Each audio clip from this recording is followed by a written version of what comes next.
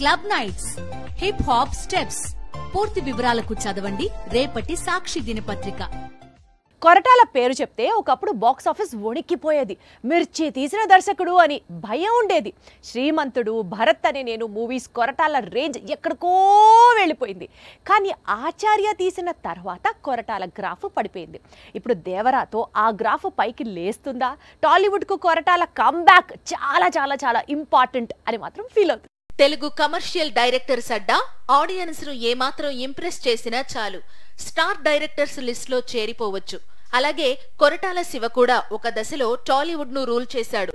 ప్రభాస్ తో మిర్చి లాంటి సినిమా తీసి టాలీవుడ్ కు ఫస్ట్ షాక్ ఇచ్చాడు. మిర్చిని కొరటాల తెరకెక్కించిన విధానం చూసి టాలీవుడ్ ఆశ్చర్యపోయింది. ఒక కొత్త దర్శకుడు ఇలాంటి సినిమా తీస్తాడని ఎవరూ ఊహించలేదు.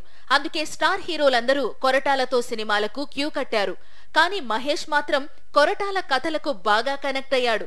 ఒకసారి శ్రీమంతుడు, మరోసారి భరత్ అనే నేను లాంటి చిత్రాలు చేసి టాలీవుడ్ కు బ్లాక్ బస్టర్స్ అందించడం మాత్రమే కాదు, కొరటాలను నెక్స్ట్ లెవెల్ కు తీసుకెళ్లాడు.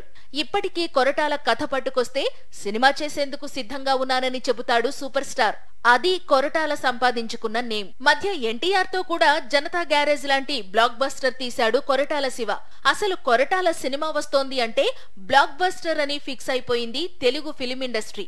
ఈ దశలో 2 ఏళ్ల క్రితం ఆచార్య తీసి టాలీవుడ్ కు బిగ్ షాక్ ఇచ్చాడు కొరటాల. ఇప్పుడు దేవరతో కంబ్యాక్ రెడీ అంటున్నాడు. దేవరతో కొరటాల కంబ్యాక్ ఇస్తే అతని అభిమానుల కంటే తెలుగు సినీ పరిశ్రమకే ఎక్కువ సంతోషాన్ని కలిగిస్తుంది.